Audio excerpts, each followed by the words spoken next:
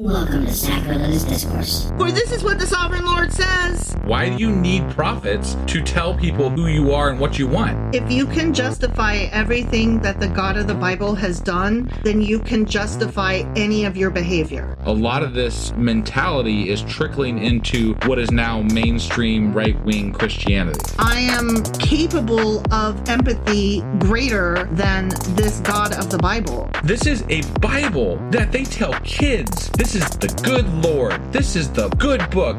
He is fantasizing about murder, mass murder.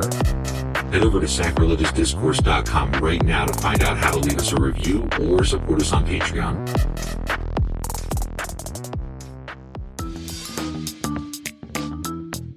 Hey there, sinners and saints. It's your favorite Bible-bashing duo from Sacrilegious Discourse, and we need your help. That's right, folks. We're raising funds for some heavenly equipment and a studio that doesn't sound like it's in the depths of hell. Our current setup, let's just say it's more apocalypse than audiophile. So if you want to hear us dissect the Bible without the background noise of demonic squirrels, chip in a few bucks. We're aiming for $5,000 to upgrade our audio and build a studio worthy of blasphemous banter. Donate today and help us spread the good word of atheism. You can find a link right on our homepage, sacrilegiousdiscourse.com. Every dollar counts. Even if it's from your collection plate. Husband. Wife. Husband. I just thought I'd try something with you there. See how that went. How'd you like it? It was terrible. I think that was probably terrible for everybody. It was terrible for me. It looked fun. It looked like you enjoyed it. Maybe just a little bit. But then I realized how it sounded and I stopped. So that's the thing. Do you know what we're doing today? Well, before we mention what we're doing, I want to apologize for everybody for kind of being absent for like a week now. You want to apologize for everybody or to everybody? To everybody. I want to apologize for to everybody. Yeah, that's the one. For being not here. Yes. And not doing our podcast on a regular. It's mostly my fault, and so I also apologize. And partially my fault. But mostly my fault. My wife pointed out to me. Yeah. And I'm always wrong, so I just accept it. You are always wrong. Yeah. And yeah, but anyway, your job schedule has changed, and I actually have one now. we should count up how many times we've used that as an excuse for not doing our podcast, and I bet it's like immensely. It's like the biggest reason ever. It sounds put on. It's just that we would come up with such a better excuse if we were making it up. It's true. Like, there was this butterfly, right? Oh my God. I mean, if they only knew how many job changes you've had. Now you're making me sound terrible. Well, intentional ones. Well, yeah. Like moving up, not like moving down or back or whatever. Yeah. And I have a job, which is new. New. That's new. And difficult and not fun. Anyway, we got a podcast we're going to do today. We do. Do you know what we're going to do after the apologies? I'm sorry. Yeah, we're sorry. I'm sorry. You're sorry. I kind of know, but I'm going to let you I'm going to let you talk about it because I don't know much about what you're actually talking about. Well, I wanted to know what is the difference between Christianity in the United States versus Christianity in England. And I feel like there's got to be a big difference, and it turns out there is. But it's weird. The difference is weird. Got it. Yeah. Okay. All right. Weird in that they don't have, Nazis as Christians over there? That would be not weird. Having not Nazis is the normal way. It turns out that we're the weird ones. Really? I couldn't tell.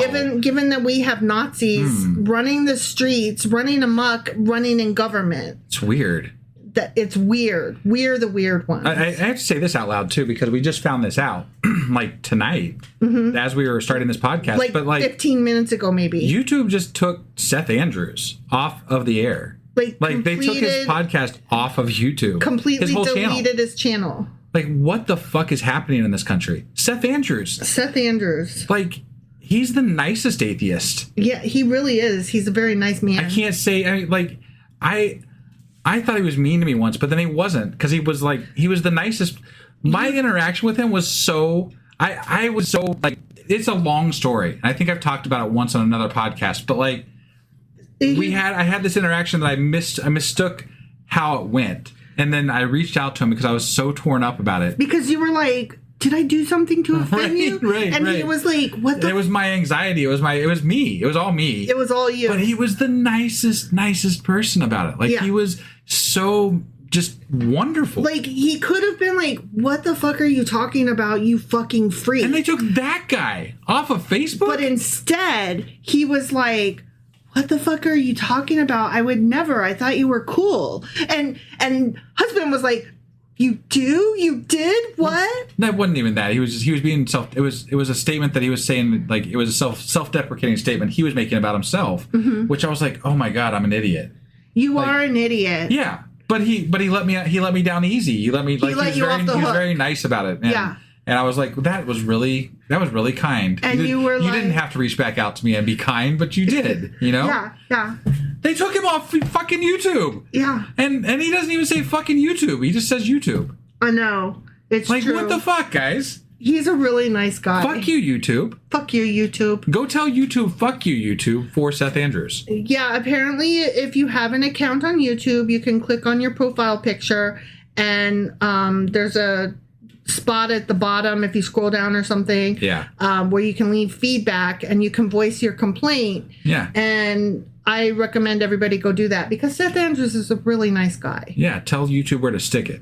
Or at least tell them, excuse the fuck out of you. Can you please put Seth Andrews back? Right. Yeah, that too. Yeah. But that is not what our YouTube... No, that's not what I meant to say. That is not what our episode tonight is about. Right. We're not talking about Seth Andrews. Did get a note, though, just should be mentioned. He is on lots of other platforms still, so you can still find him. You can still find him. It's not YouTube. Just not on YouTube. So, yeah. But he does have a podcast, and he is on Blue Sky. But we're not here to advertise. Right. But, you know, yeah, he's still out there. Yeah. But fuck YouTube. Fuck YouTube. Anyway. Seth's a nice guy. Okay, but that's not what we're talking about. We're not talking about that. We're pondering the difference across the pond about Christianity. Yes. Got it. Because I was curious. Are you ready to ponder the difference? I'm ready to ponder the pond. Let's do it. Okie dokie.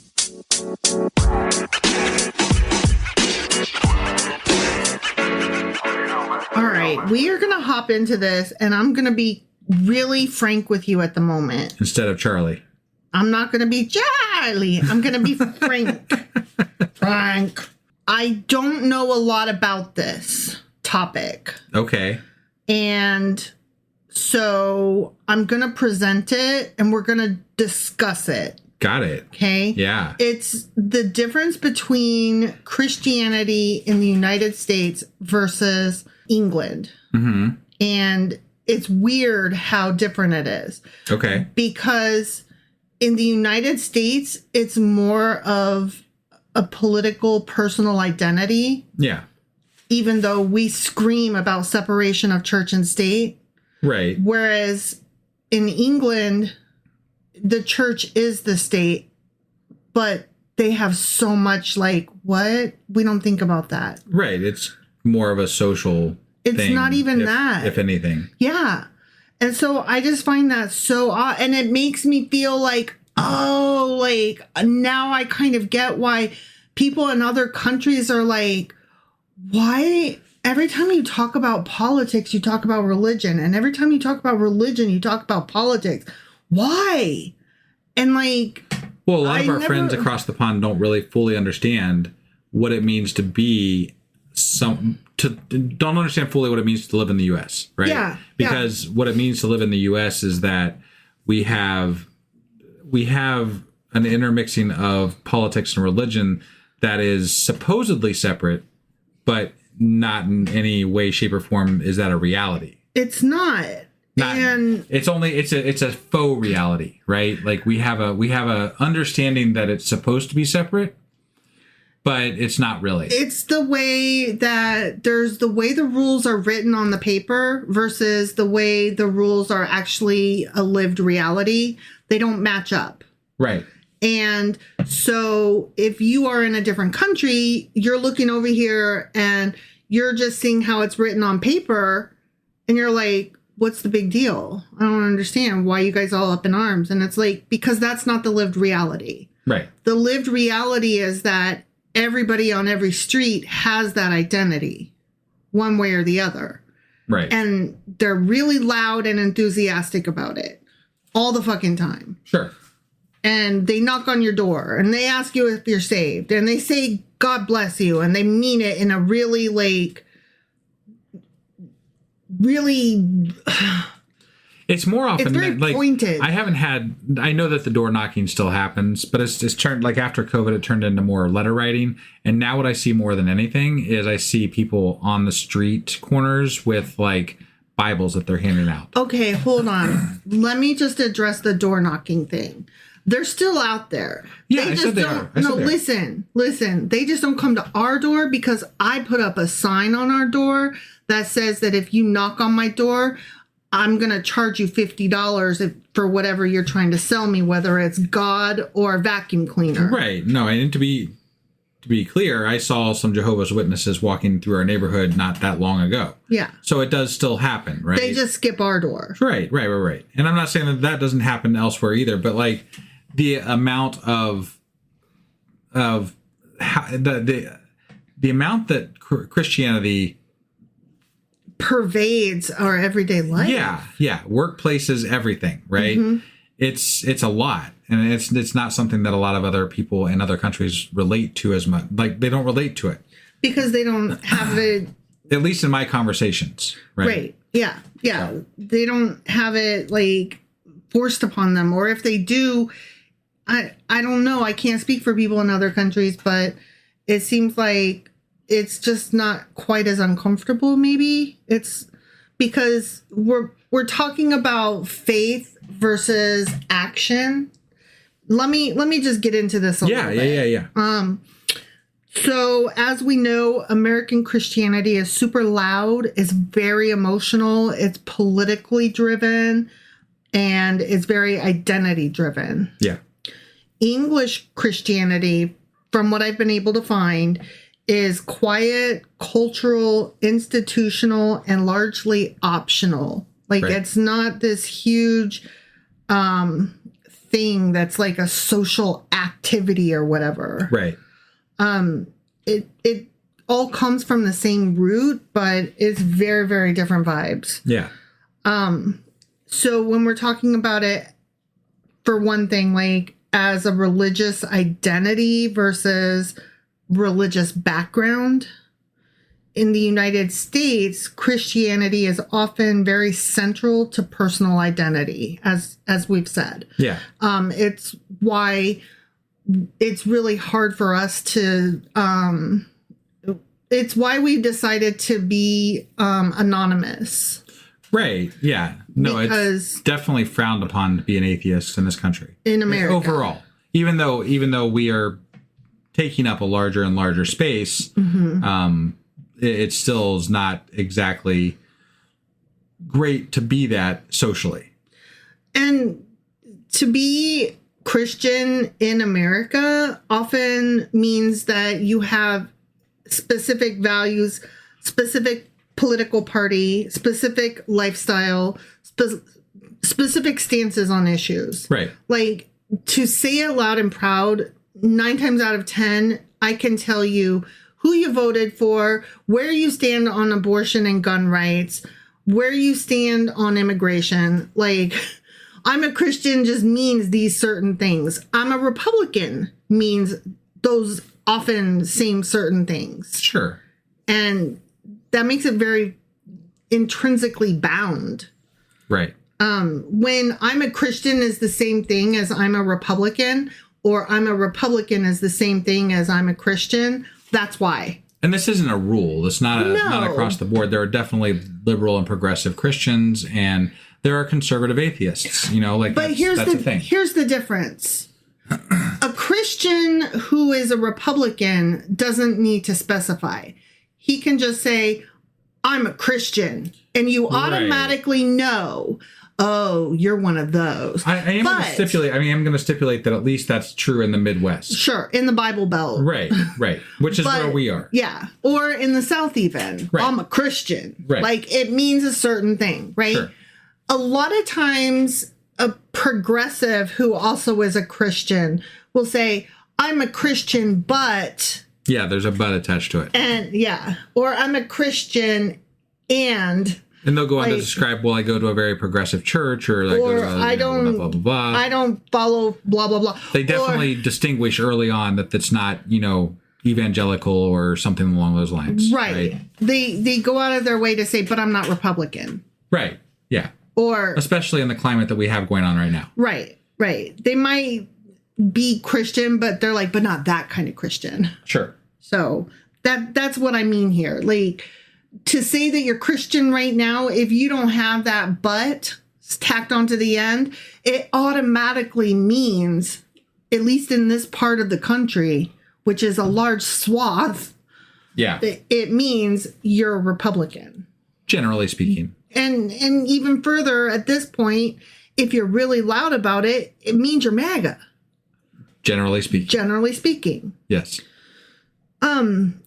Public declaration matters like testimony, conversion stories, church shopping.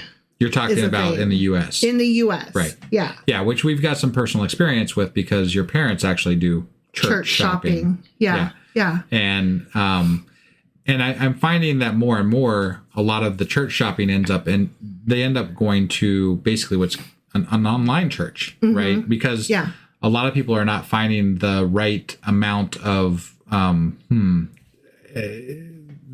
zealousness, right? Like the right amount of Jesus be too woke. Yeah. No, that's a thing. That is a thing. And I don't know if that is a thing that people who live across the pond can even grasp. Like, right. When we joke around, like, about Buddy Jesus or about Republicans think Jesus is too woke, like, that's an actual phenomenon. Yeah. That is an actual phenomenon that I see in my parents. Yeah, no, I literally just had a conversation with someone online that told me that progressive Christians were basically the devil. Mm-hmm. Like, I mean... And that doesn't surprise me. This is from somebody who lives literally, like I found out through talking to them, they live like 20 minutes away from me. And that's just not a surprise at all. Right, no, yeah. Like, yeah, that tracks. Right. Because they're in the Bible Belt. Sure. And yeah, they enjoy being zealots, and the churches are not mean enough. They aren't hardcore enough. Yeah. They haven't taken quite a strong or firm enough stance on immigration and putting women back in the kitchen where they belong. Right. They haven't quite gotten to removing stipulations on whether or not it can be called rape if the man is forcing himself upon his wife. Sure. They want that removed. And churches are reluctant maybe to do that. Or their church isn't maybe pushing hard enough to call kids below the age of consent for pregnancy, parenthood, marriage, or workers' rights for children. General shittiness. General shittiness and abuse of women and children and people of color. Sure. And people in the queer community. Yes. You're not being hateful enough, therefore I need to go find a more hateful church online. Right. Because Jesus be too woke. I think it's much the same problem we're running into with our news media and everything else, right? Mm-hmm. We're dividing down lines of how far you can, if we're all dividing into our camps, right? Mm-hmm. And that's part of, you and I have had this discussion, but like it's one of those things where no one's talking to each other anymore, and it's not you don't want to have the discussions, but I mean, like, I think it's bad that no one wants to have the discussions anymore.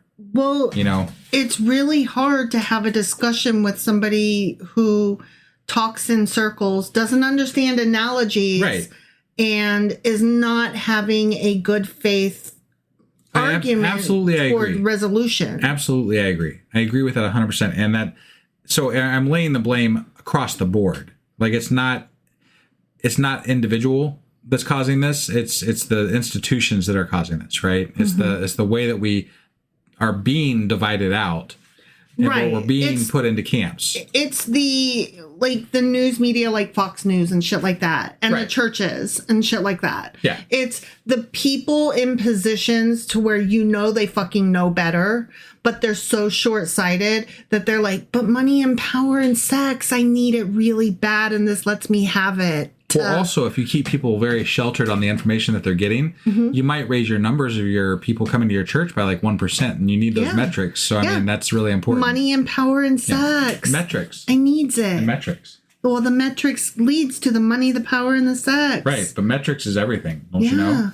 Yeah. You got to show your power by report. So, Yeah. Yeah. That kind of gets into the next point, which is that in the US, there's a very high emotional intensity. Like, you're going to see worship teams, like bands and stuff. Like, we actually have, I don't think you see this so much in other countries, but we have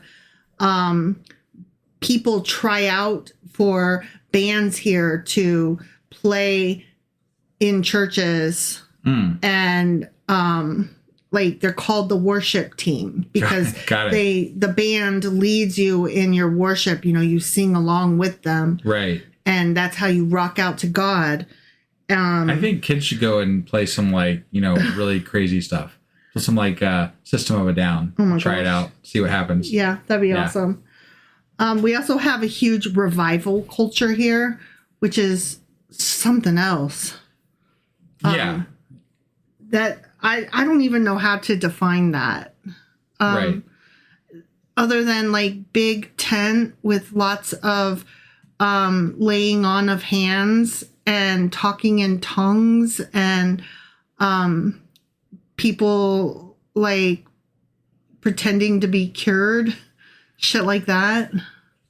Yeah, I guess. That's my impression of revival. I've never seen, I know that those things happen. Right. I've never actually seen anything I haven't that. either. That's why that's just my impression of it. Sure. But that's an American thing. I've seen that in movies. That's about the only place I've seen that. But I don't want to make it seem like that's happening on every street corner because it's not. No, it's not. But what I'm trying to say is that does exist, and it is an American thing. That is not a thing that you would see a lot of in other countries. In England. Right. Particularly. Since we're comparing the two. Yeah.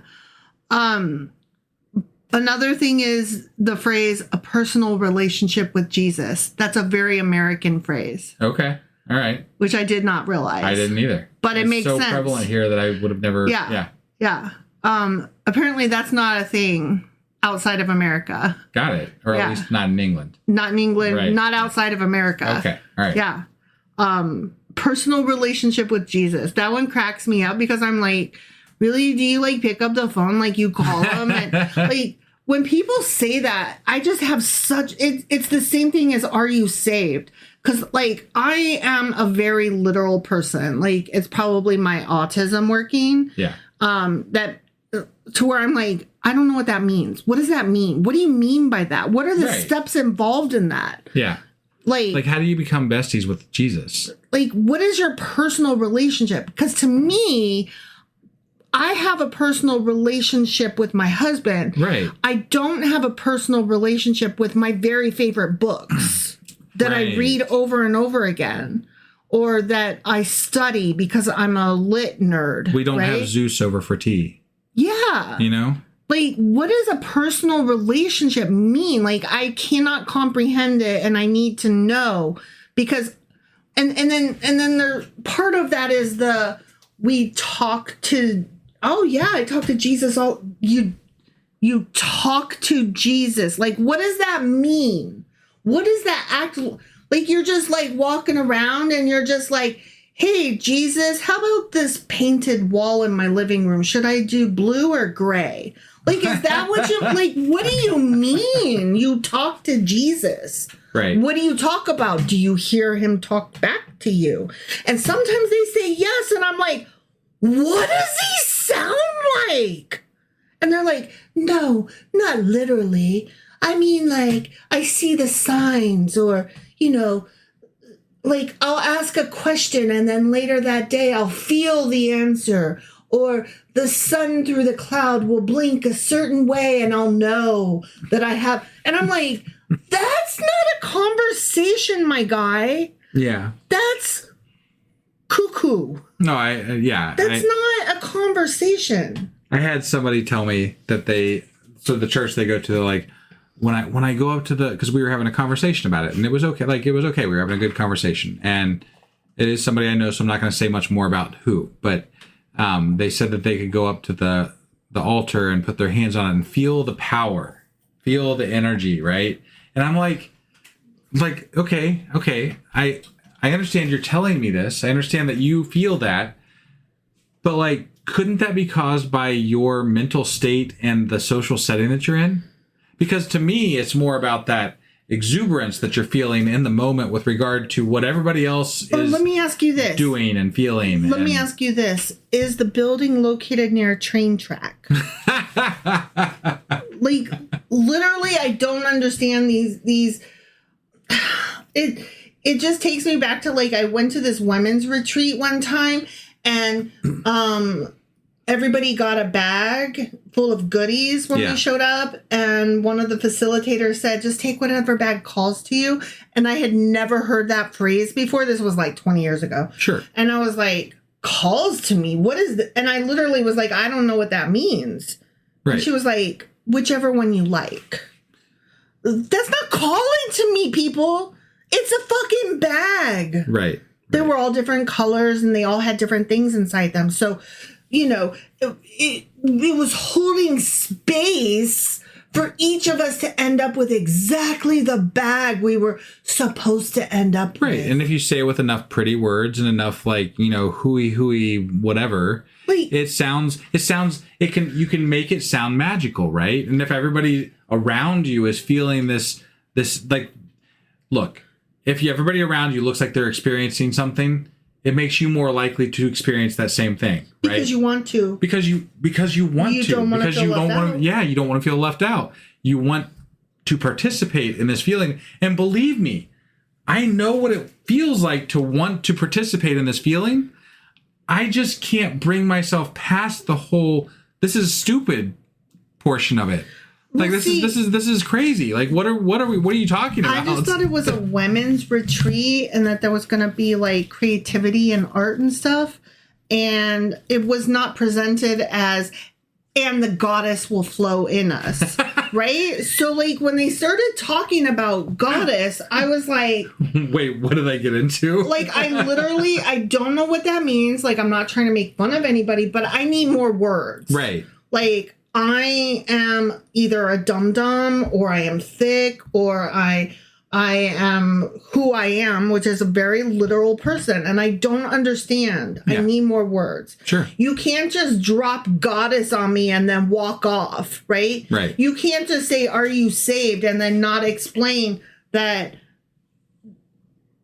there's not a mass murderer following me and I have a target on my back. Right. Like, saved from what? What? Is someone about to get me? Like, I know I sound like I'm making fun, but I'm literally not. I literally, when that question was first asked to me, I can't remember if it was 11th or 12th grade, but I was in San Antonio, Texas, East Central High School. I had just moved back to the States. Yeah. And the people that I went to school with were asking me this question, are you saved? And I had never heard it before. I don't know what those words mean. No, I can tell you that my first time I heard it was around 95 or 96. And I was on a date. And I went to a church function with a girl I was dating. And I was asked, was I saved? And I'm like, what? What is that? I don't even know what that means. Saved from what? Saved for what? Like, what? Yeah.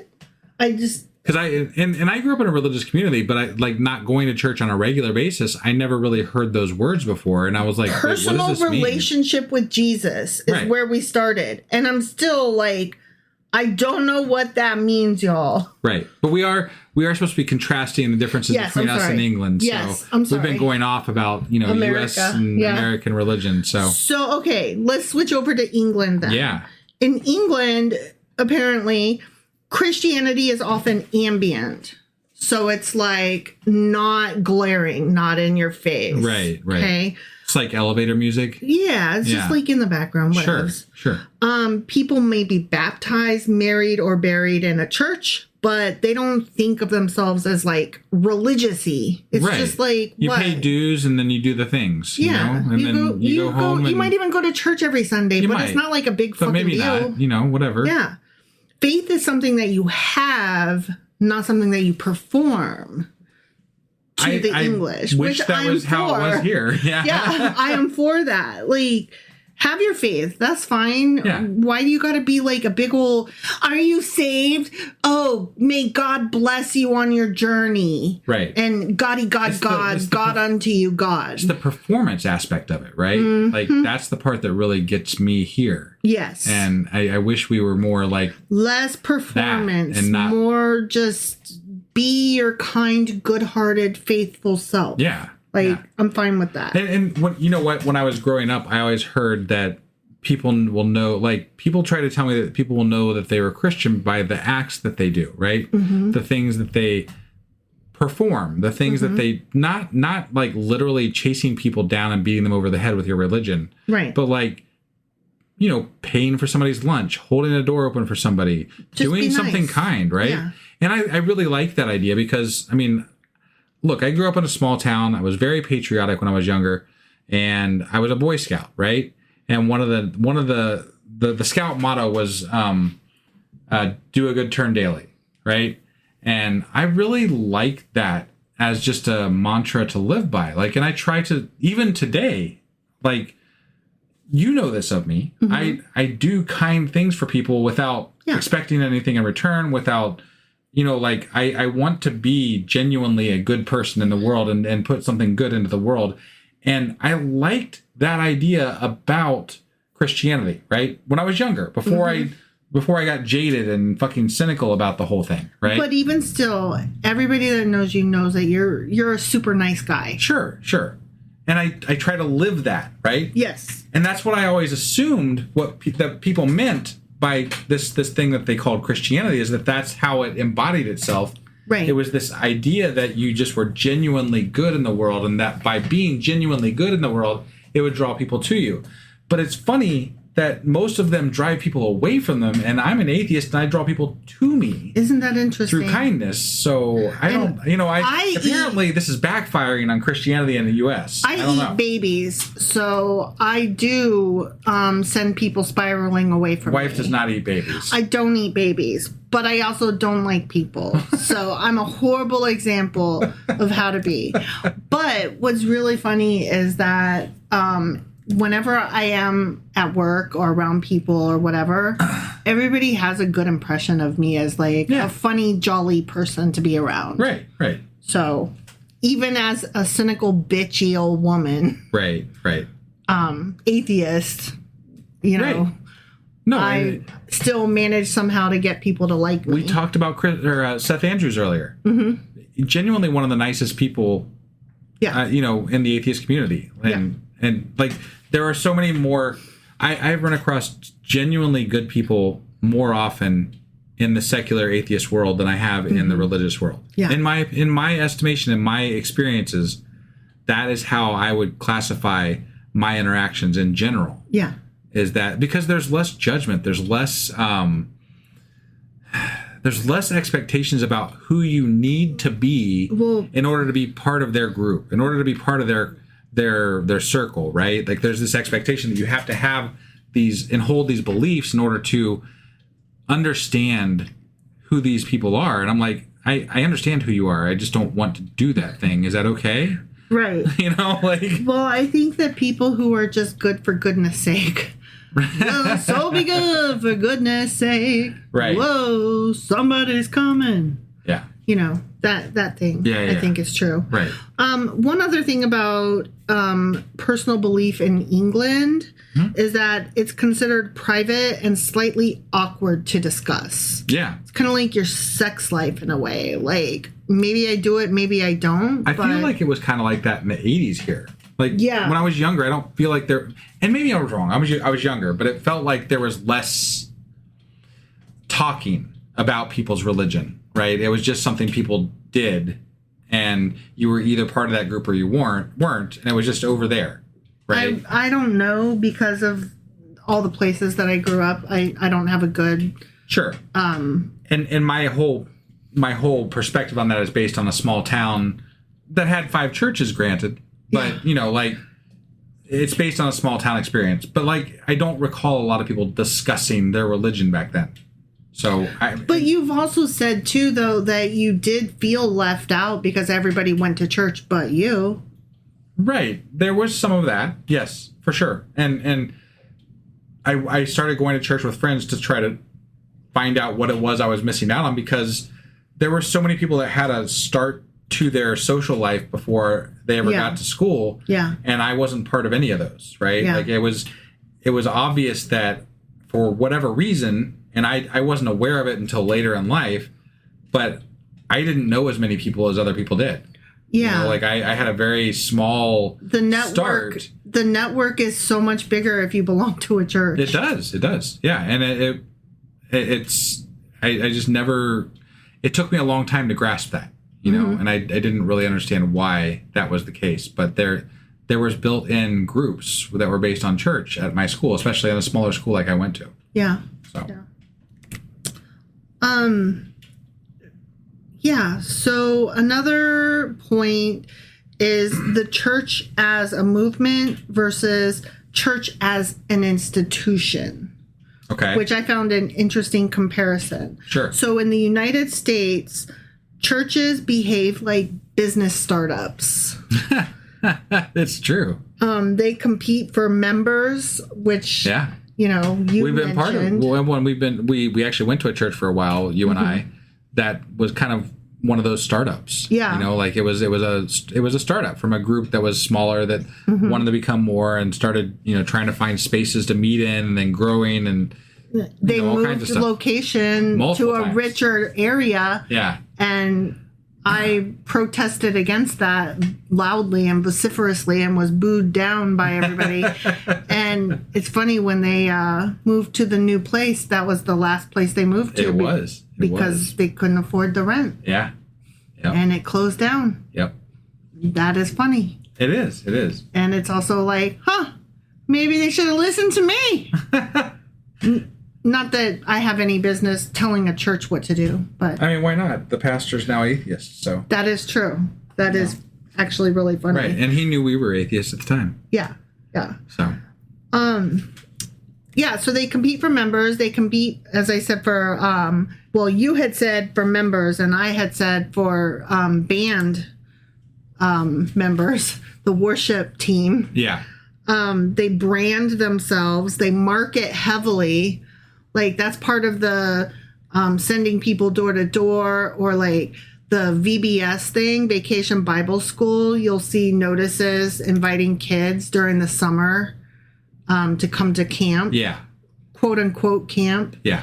What else? Well, we have now we have the life. What is it? The life house life.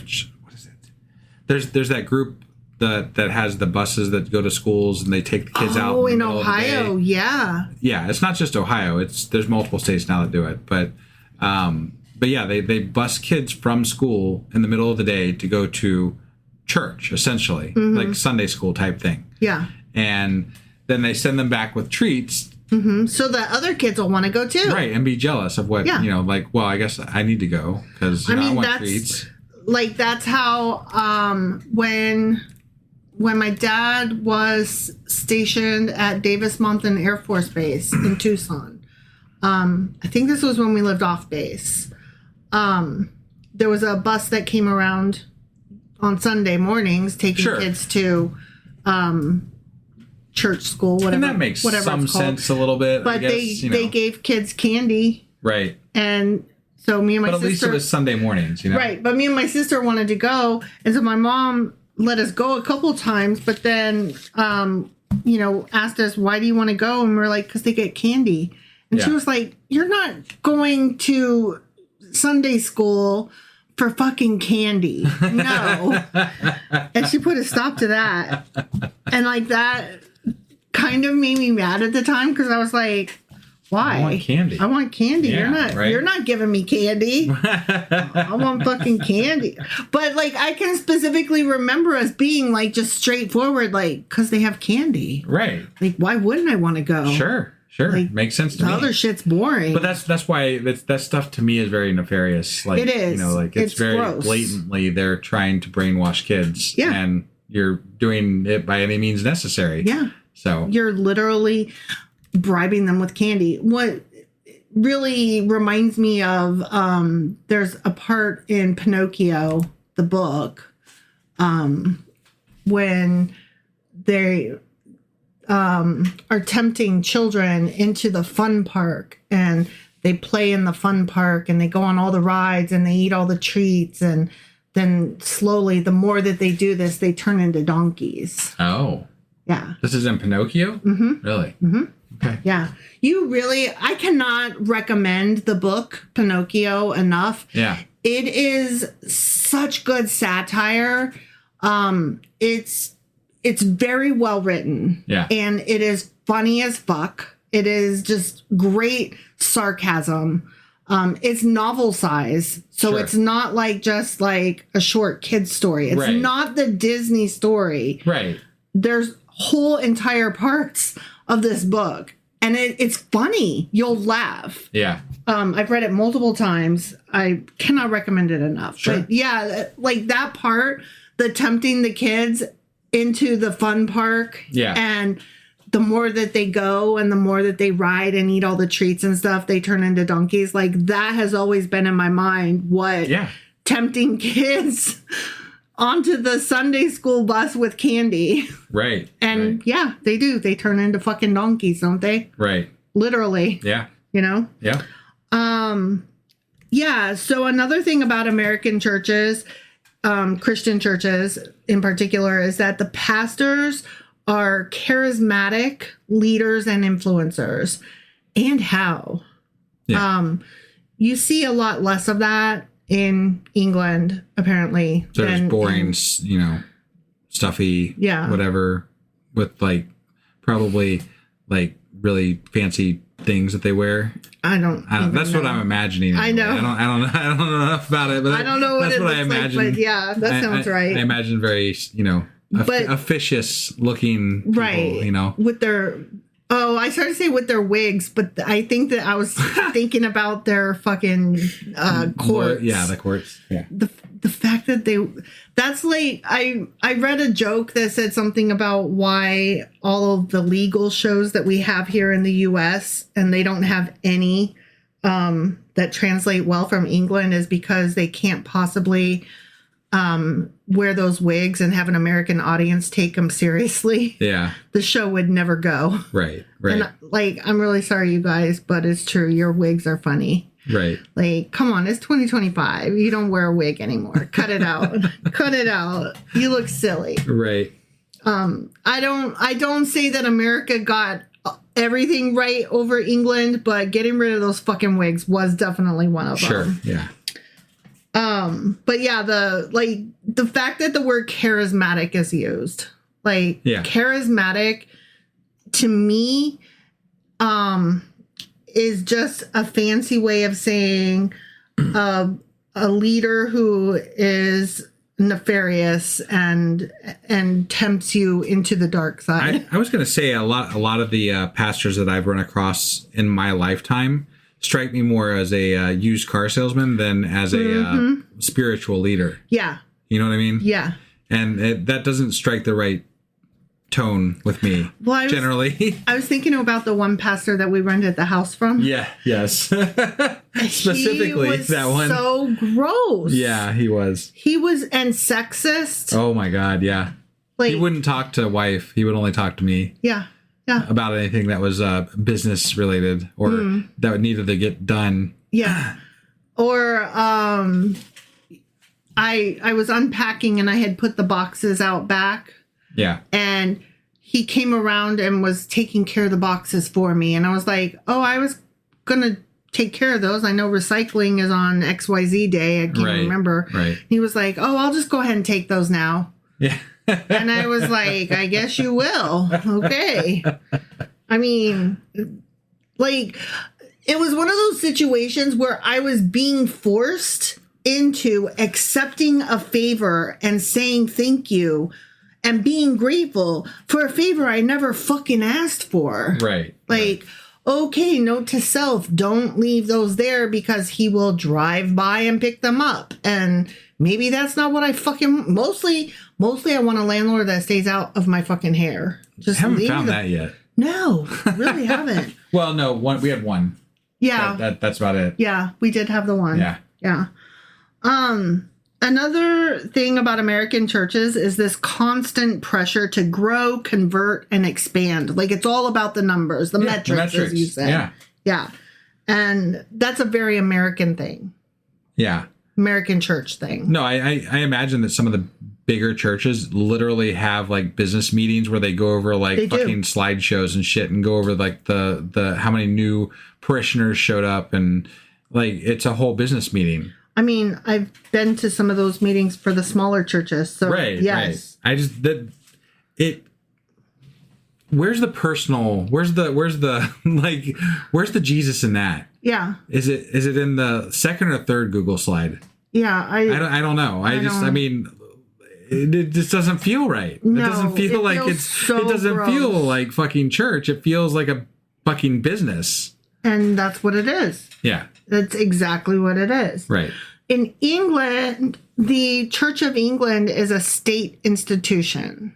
It's a state-sanctioned church. Right. So that automatically should make you feel the ick because, personally, right, we want separation of church and state. Sure. But the monarch over there is literally the head of the church. Yeah. Which I kind of knew, but like seeing it just spelled out like that is like, oh my God, that is so gross. Right. That's so gross. And the clergy function more like civil servants in England. And since the monarch in the UK basically has zero power, it's just a figure. The whole thing's a figurehead for the whole country. But I found it interesting. They function like civil servants, as opposed to here, our church leaders don't function as civil servants. No, at all. They are personalities. They are talk show hosts. They are they are entertainers. They are your best friend. They're your worst enemy. They're like, they have very, very strong personalities that you have to contend with in real life. Like, they are not just mundane people. They inspire one way or another, whether it's to dislike them or like them. Yeah. They inspire people. They inspire me to hate them hard. I can tell you that much. No, and that's right. Like, that's a lot of what inspires us, not liking certain things in religion, right? Yeah. Because these pastors and these people that are personalities in the U.S. get up and say some really stupid shit in the name of God, in the name of Jesus, in the name of whatever. And then they put it out there and say that this is the way. And we're like, whoa, whoa, whoa, whoa, whoa. You need to calm your chest. Just fuck off with that shit. Yeah. Yeah. Yeah. One thing about England churches is that their churches exist whether people show up or not, since they are state sanctioned. Sure. Which I hadn't thought about that either. That's really takes monetary pressure off the church. Yeah. So the key difference between America and England there is the American churches literally need Americans to show up. Right. They need us. Yeah. Whereas English churches, they already own the building and they're going to be there regardless. Sure. So it doesn't matter if you go or not. Yeah. Which that's kind of neat in a way. It's almost like I feel like it's almost going to like a museum or something. Yeah. Like, oh, here's that, state sanctioned church. Right. You want to go in and, see what's going on? Okay, sure. Yeah. I would actually like to go to a church in England for the history of the building, right, the architecture, and like how long it has stood there, and maybe what historical figures attended there. No, you know how much I love history, and I think that overall, especially in Europe, there is a lot of beauty and culture built into old religious, places and just the whole institution itself is so historic and so many places that kind of capture that, right? And I would love to go visit some old churches. Like it would be high on the list of things I would want to see in Europe, you know? Totally. Yeah. Okay, so that brings us to our third point, which is politics. Yeah. And we've already heavily gotten into this, but let's do it some more. Sure. Okay. So in America, Christianity is openly political. Just, it is. Yeah. Evangelicalism, did I say that right? Evangelicalism. Yeah. It's a long word. Is tightly fused with conservatism. Right. And those go together. And they like to call it tradition, but it's not. Right. It's not. It can be, but it's not automatically. Right. It's definitely become more intermingled over the last 2 or 3 decades. So. Yeah. Things like voting, abortion, gender, and nationalism are framed as biblical issues. Yeah. And that makes it really hard to separate. It makes it hard to have legitimate conversations when you bring magical figureheads into it. Yeah. Like, oh, I wanted to have a talk about science and medicine. You're talking about magic. Yeah, when you involve Jesus, there are no longer sides. It's just that way or the highway.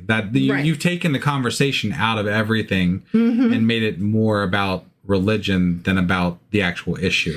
And the more that you say things like, can we just leave God out of this conversation?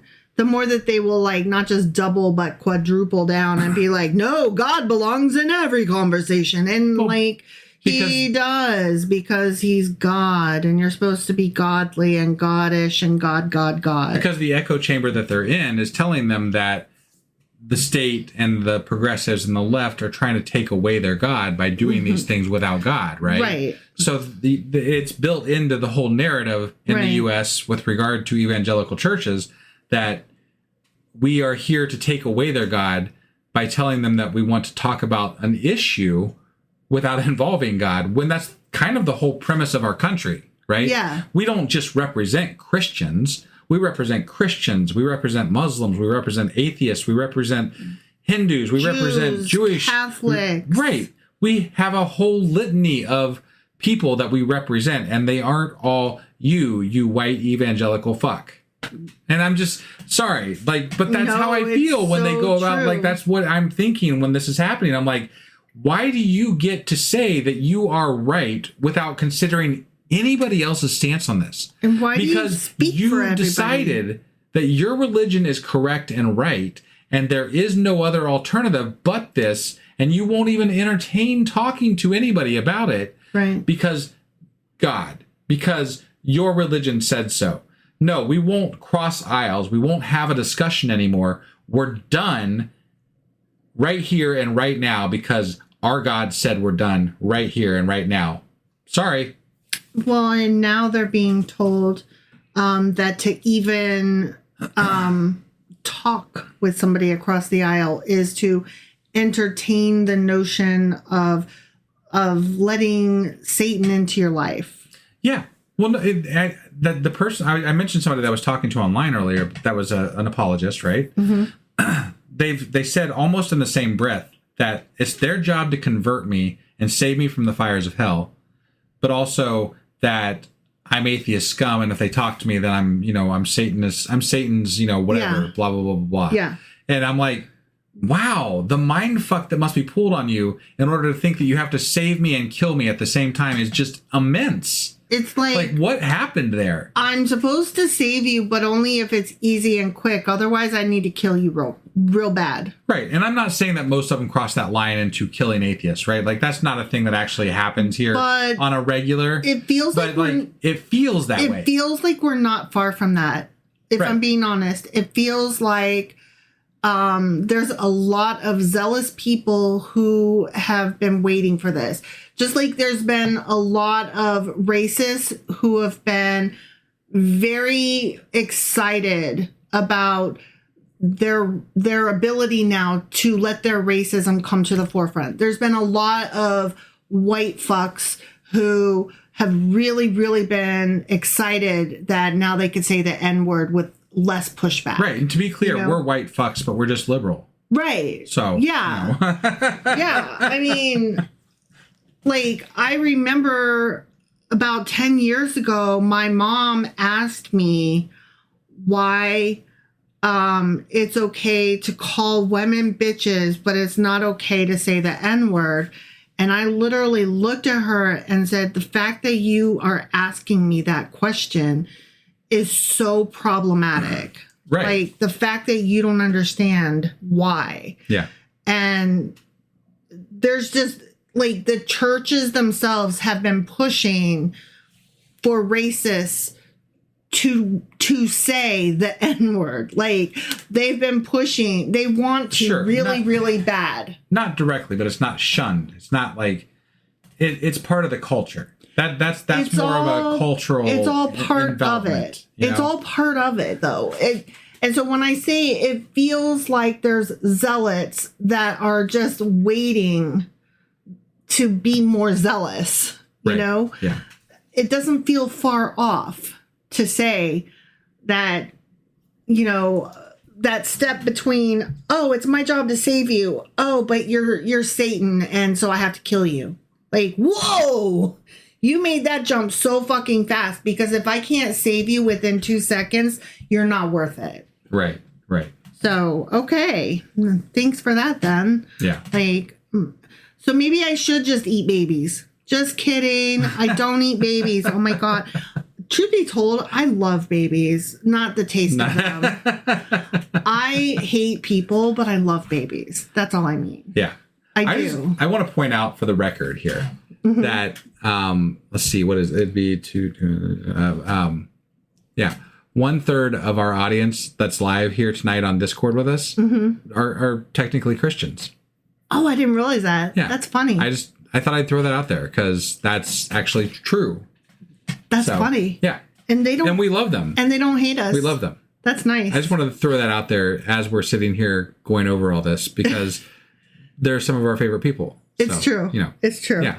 Well, we also use the word very loosely.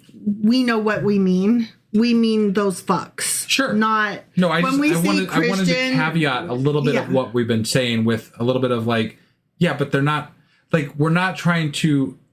They're part of the I'm Christian, but. Well, yes and no, but I mean yes, because they're willing to talk, they're willing to communicate, they're willing to listen, they're willing like ask questions. They're willing to be part of a community that's different from them. You know, like that's not. I appreciate that.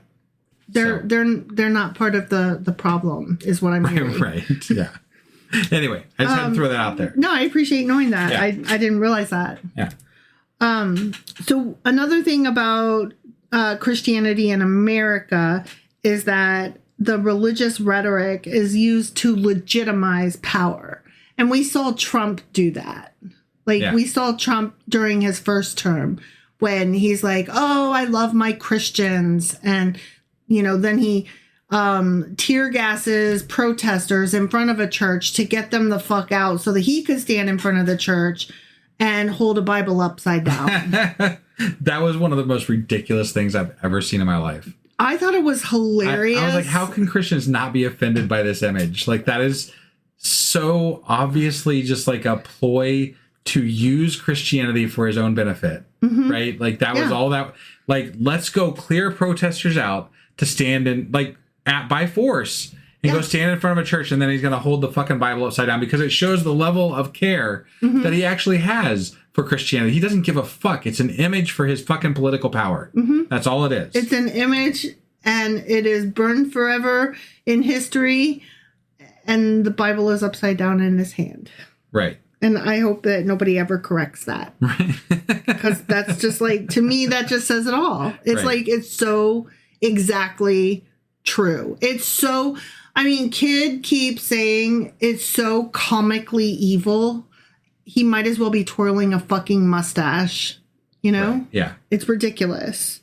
So in England, the official church exists, but religious politics feel really, really cringe. So they don't do that. Right. Which is why they're like, what is happening over there? And we're like, I don't fucking know, but I don't like it.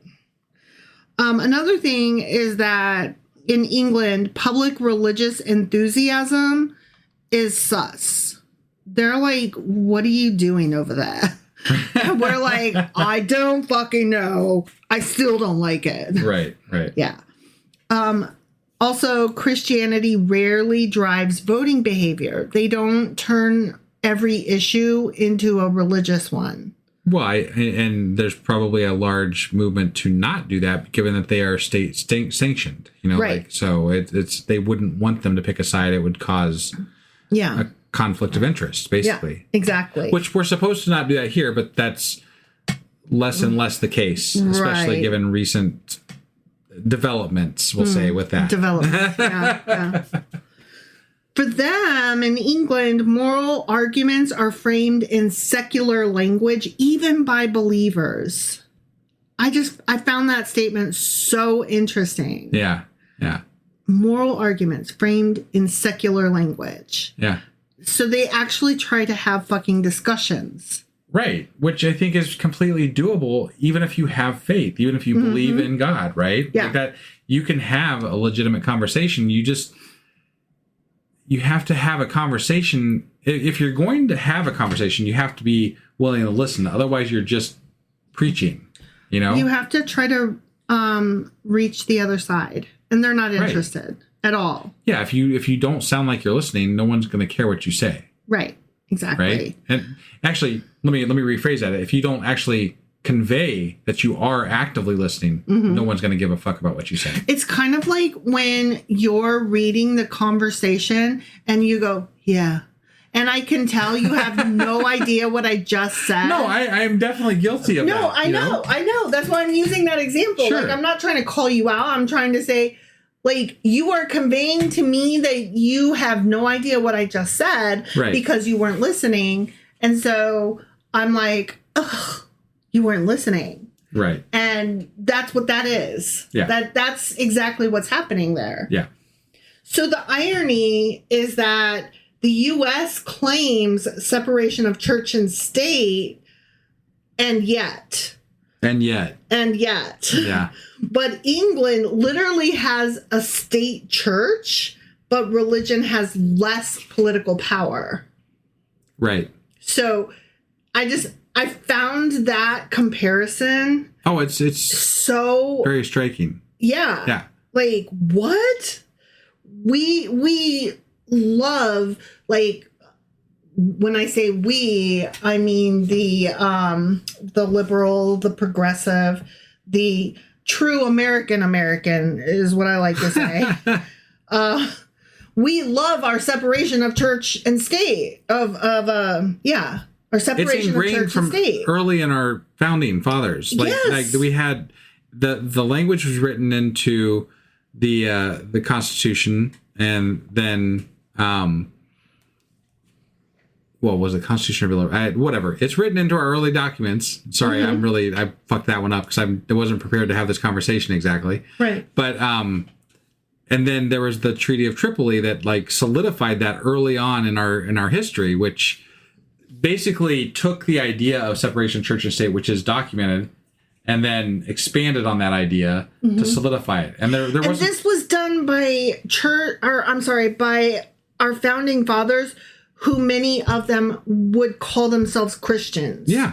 They would probably be appalled at today's version of Christianity, although today's Christians like to say, but founding fathers were Christian. They wanted a Christian nation. And you know what? Like, there was a lot of there's quotes that you can take from back then that make it sound like they were. There's also quotes that you can take from back then that make it sound like they weren't. Right? Like, but the language in our law that they created states that there is a separation of church and state. And a large part of that is because of how much control religion had on them in previous experiences with politics, right? They were like, maybe I have a fucking relationship with Jesus and maybe I don't, but I don't want that in my politics. Thank you. Right. Yeah. And moreover, I will go ahead and say for them, since they're not here, I don't think any of them had a personal relationship with Jesus, because that's not a thing.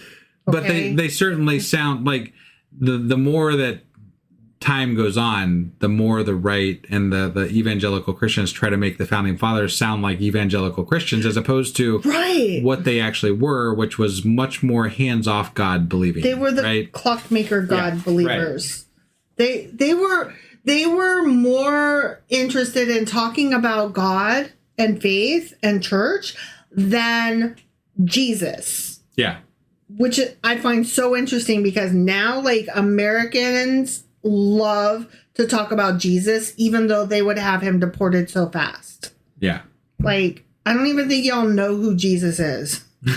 Like, literally, there are people in certain parts of this country who don't even understand that Jesus was a Jew, that Jesus was from the Middle East, that Jesus wasn't white. Like, they literally don't know these things. Right. And they would find it blasphemous for you to point that out. No, and the level of misinformation about what it is to be Christian to Christians is immense. Yeah. Like, there is such a high level of misinformation among Christians in Christianity. Yeah. That it's in America. Really unfathomable, I think, to people who are in other countries. They're like, wait, they don't really understand what they believe it with all this zealousness, and yet they don't actually know what they believe. Yes. That is correct. Yes. That is exactly. They are zealous about we aren't sure what, because they don't know. Right. And that's one of the most frustrating things, because when you go to, like, have the conversation or have an argument or discuss something, you can't really actually have that discussion, because it just keeps going back to, no, but Jesus, or no, but it said this in the Bible, or the Bible said, and it's like, wait, can we get off the Bible? Because, like, let's just assume that it's not part of our laws, because it's fucking not. Right. You know? And then let's actually discuss this from a point of view where we have separation of church and state, which we supposedly do. Right. Right? But we can't get that far, because we can't get past Jesus, and they can't define what fucking Jesus is from one person to the next. Yeah. Because there is no consensus of what Jesus is, or what God is, or what religion is. There's no consensus, but they can all agree that God said and the Bible said, even though they can't agree on what that actually is. Well, and they all know for a fact that the queers should be killed. And we're generalizing very much here with regard to Christianity. There are Christians who are progressive, who are liberal, who understand more, who are willing to talk. But we're generalizing because it is so prevalent in this country, and there are so many things going wrong right now with the United States, and they are a direct result of what is happening with regard to religion in this country, and it's so fucked up.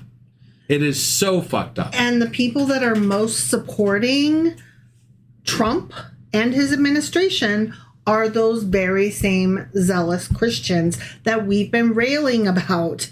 That is why. No, they have usurped that same zealous Christian. They aren't actually that. I don't believe for a second that they actually are that. No, but the people at the bottom, the MAGAs, you know what I'm saying? Yeah, the believe followers that they on are. the street, our neighbors, kind of thing. They believe that. They believe it. They are the people that are most supportive of the Trump regime. Right.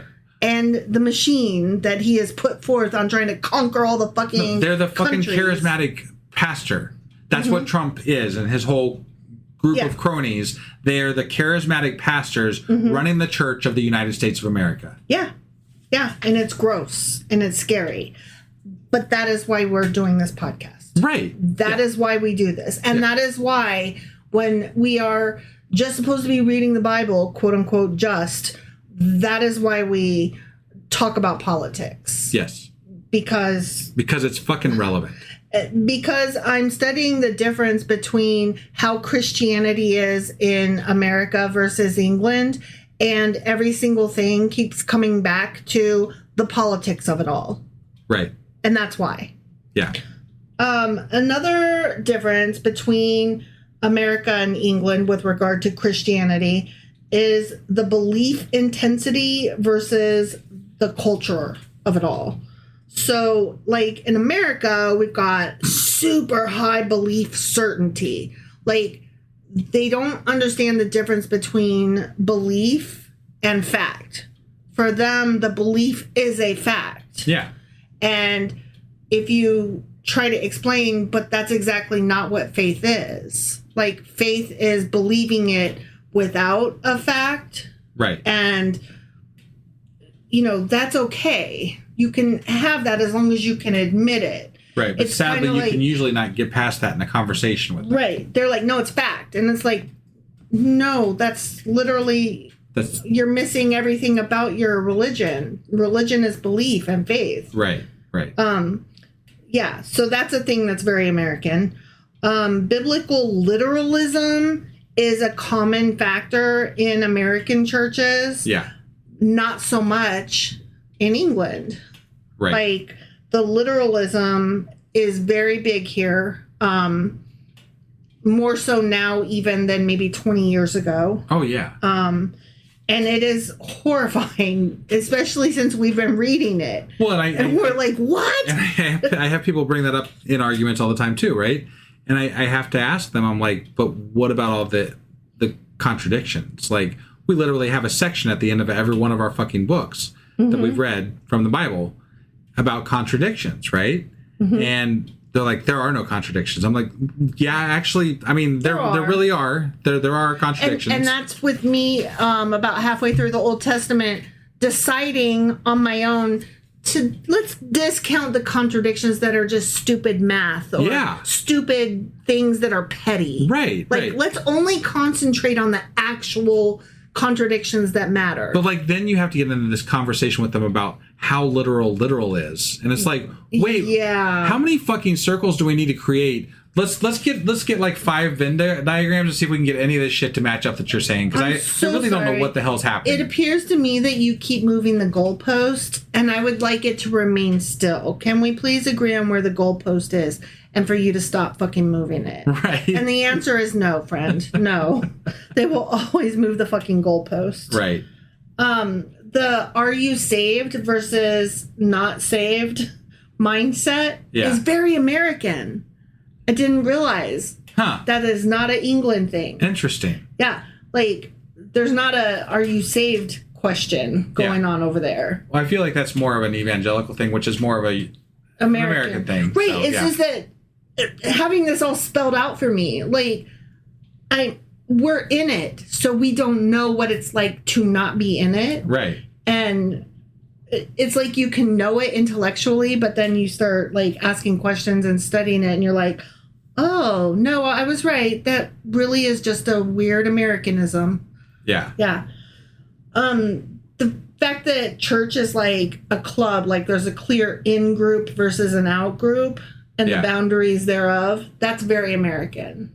Like, doesn't matter as much in England. Right. There's a low belief certainty in England. They're less concerned about it. They're less worried about, is God real? Do you believe in God? Right. Like, just no, and go to work, that's the way pay taxes, whatever. Right, yeah. And that's the way it generally comes across to me. So, they seem very chill to me. Right, they're like, whatever. They also have fewer school shootings. That may factor in. Well, they don't have guns over there either. Right. So that's helpful with that. Yeah. I'm just saying, like, insofar as like why they might be more relaxed. Weird how gun control actually, saves mass shootings. Huh. Countries with more gun control has fewer school shootings. Interesting. I would not have put that together. Yeah. Odd. England is more comfortable with ambiguity, going, Right. Like, it's fine. You and I think, are fine with, like, I don't know. Yeah. Like, I wish more people were okay with saying, I don't know. I think I don't know should be a standard, answer to things that you don't fucking know. I don't know is one of the most beautiful parts of science, because science and the scientific process is not about proving facts. It's about disproving hypotheses that don't work and trying again and again and again. so that all of our quote unquote theories that we have, they might as well be facts. They work mathematically and they have not yet been proven false. Right. That's what makes them theories, even though they might as well be facts. Right, right. Because at the end of the day, we don't fucking know is the answer. Right. And I love that. It's one of the most beautiful parts of science is starting from let's find out. Right. No, And- that's what I love about science, right? The curiosity that has driven us to find out all of these things that we found out. And like some of the things I learned early on in school, just there's so many things that are amazing, that are just simple principles of science, right? Like one of my favorite things to show off to people who just like, I'm like, this amazed me when I was a kid, and it's Bernoulli's principle, right? It's the idea of what gives lift to wings, right? And you take a piece of paper and you blow over top of it, and the paper rises, right? I found when I was a kid, I found that to be one of the most amazing things. Like literally, you can pick up a piece of paper and show how fucking amazing science is. That's how incredible it is. Like we've reasoned out why this works. And not only have we reasoned it out, we've reasoned it out to the point where we now travel regularly in the air like a fucking bird. Without magic. With steel and metal and fucking jet. You know, I mean, like, it's crazy what we've been able to accomplish from blowing over top of a piece of paper. Yeah. Like, that is incredible to me, what humanity has been able to accomplish. But we're risking losing a lot of that through the stupidity that's entering back in where we're calling science dumb because it's not Christian, or that we're, you know, like there's just all this rhetoric that's going to be that is problematic with the progression of society, of humanity. And let me just say, I understand that there are problems within the science community too. Sure. Two problems right off. One of them is there's a lot of racism and sexism. Yeah. I don't deny any of that. That's a tragedy. And that is not very scientific, if you will.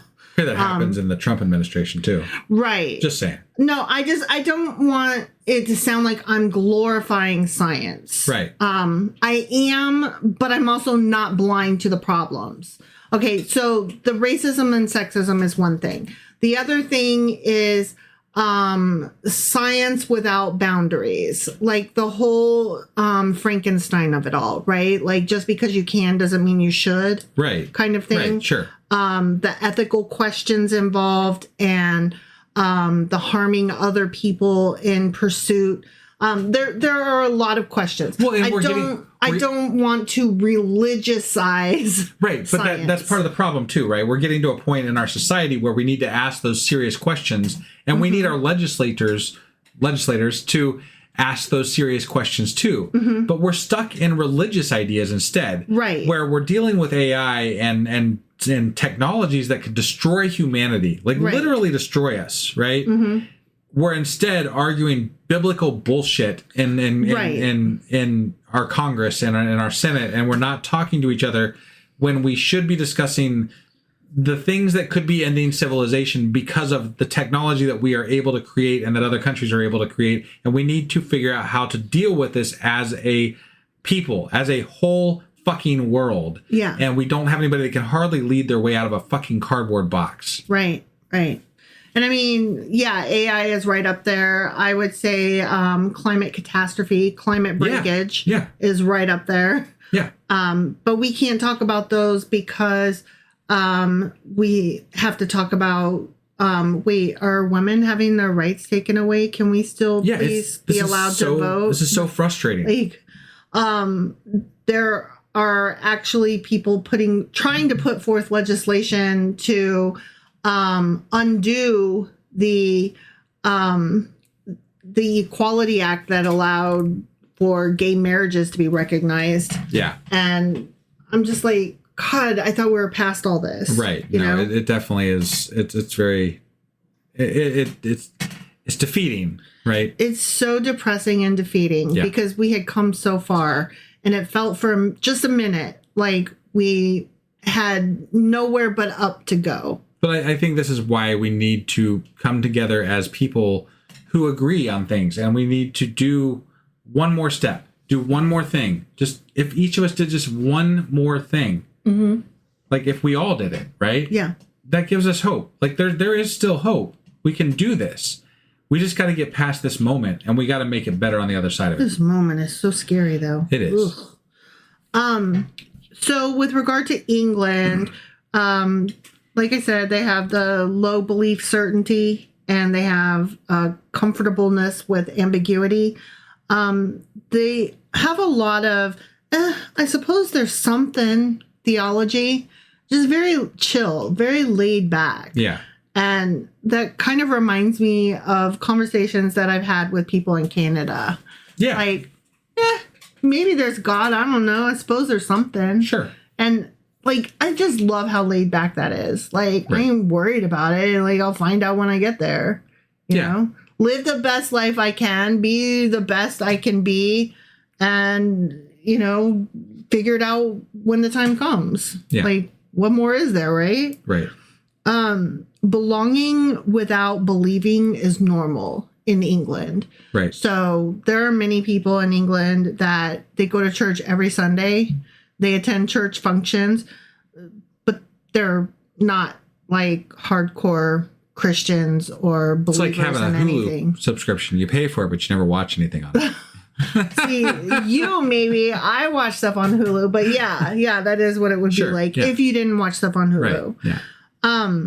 Yeah, so in England, you can be agnostic or you can be a believer, and no one panics either way. Right. It's not a big deal. Yeah.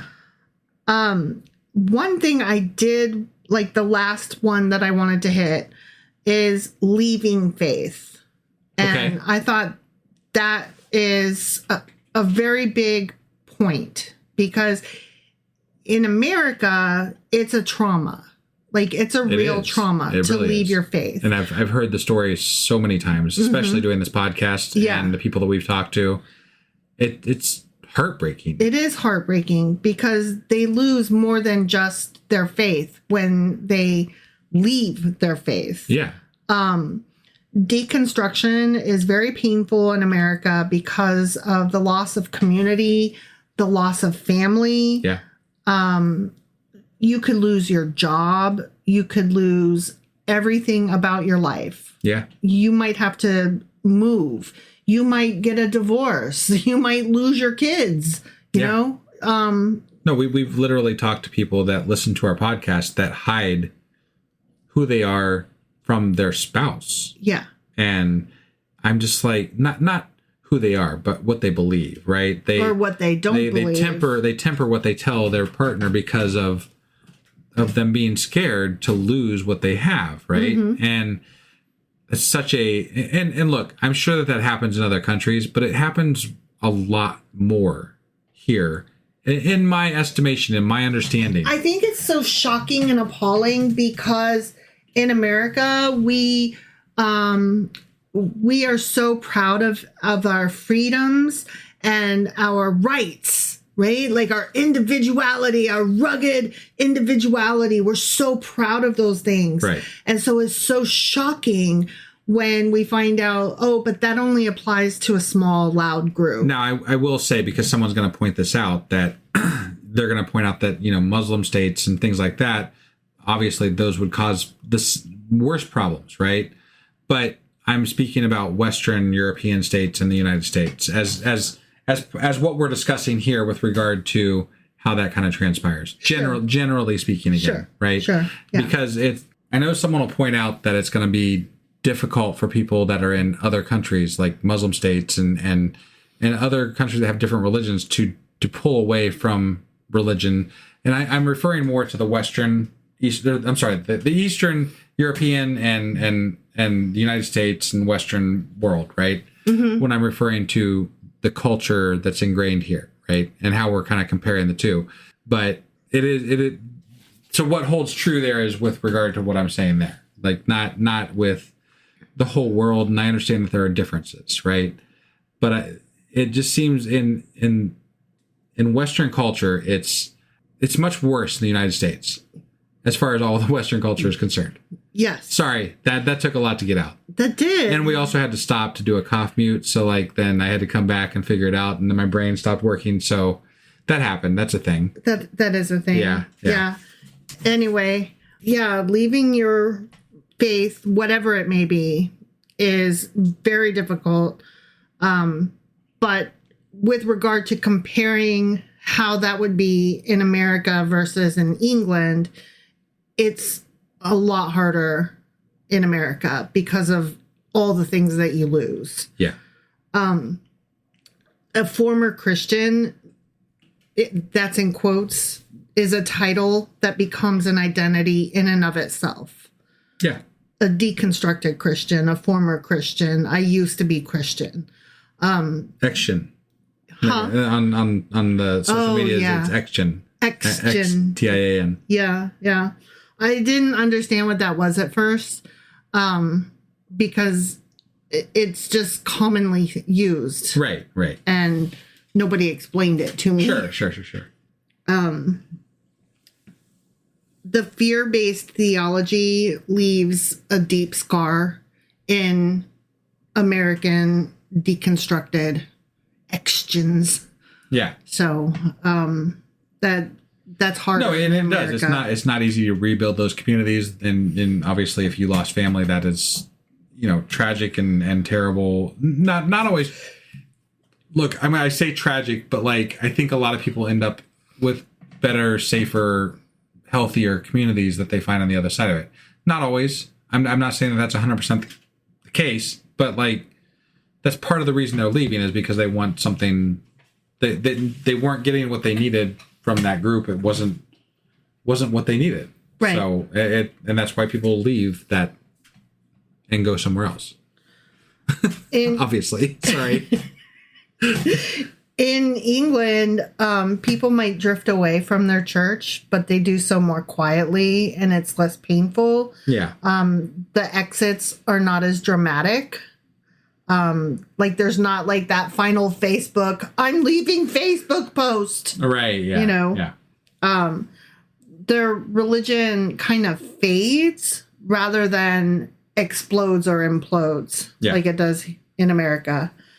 There's less need for ex-Christian support spaces, which I hadn't even considered. Yeah, and for anybody that would be looking for that, like definitely I recommend checking out Recovering from Religion, it's RFR for short. They have great resources for that and meetings where they get together and discuss things. So there are definitely, and that's not the only one, but that's the biggest one I can think of off the top of my head. So yeah, and it like, as somebody who wasn't ever raised in a religion, it didn't even occur to me that there would be a need for support spaces for people who have left a church. Right. And that apparently is a very American thing. Right. And of course, if you're okay with cussing and you like cool people, you can come to our Discord too. Of course. Yeah. Of course.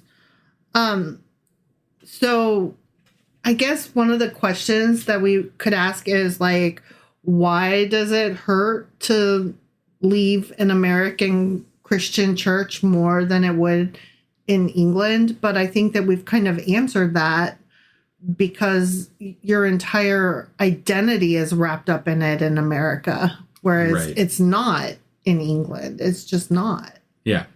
Yeah. So that also lends to, again, something that we've repeated, why we're doing this podcast, why we're reading the Bible, why we bring politics into it, because it is a very American thing that I think unless you're living here and inundated with it, you can't possibly know.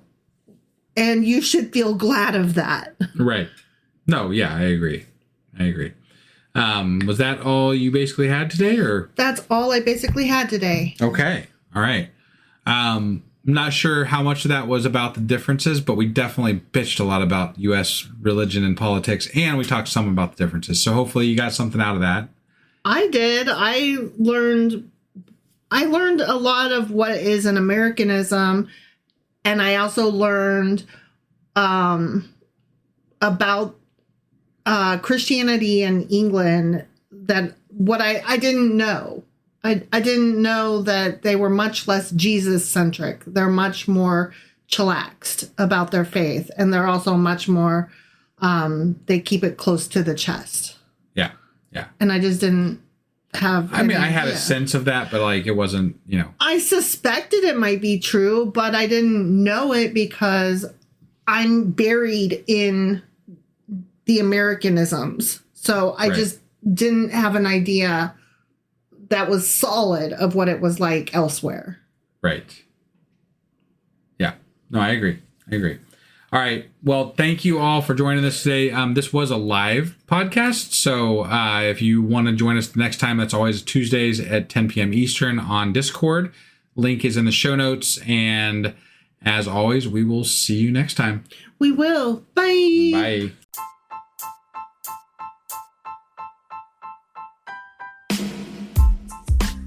Hey, wife, I guess that's the end? But husband, that's just sad. It doesn't have to be. We are on lots of social media platforms like Twitter. Our handle there is sacrilegious_D. For D's nuts. Oh my God. Stop doing that. Anyway, we're also on Facebook, Instagram, and Pinterest. There's a link to all of our social media sites at our website. Ooh, we have a website? Yeah, it's sacrilegiousdiscourse.com, where you can also find a link to our merch shop. We have a merch shop? Yep, we have podcast-themed clothing, mugs, notebooks, and more, as well as an atheist and science-themed products.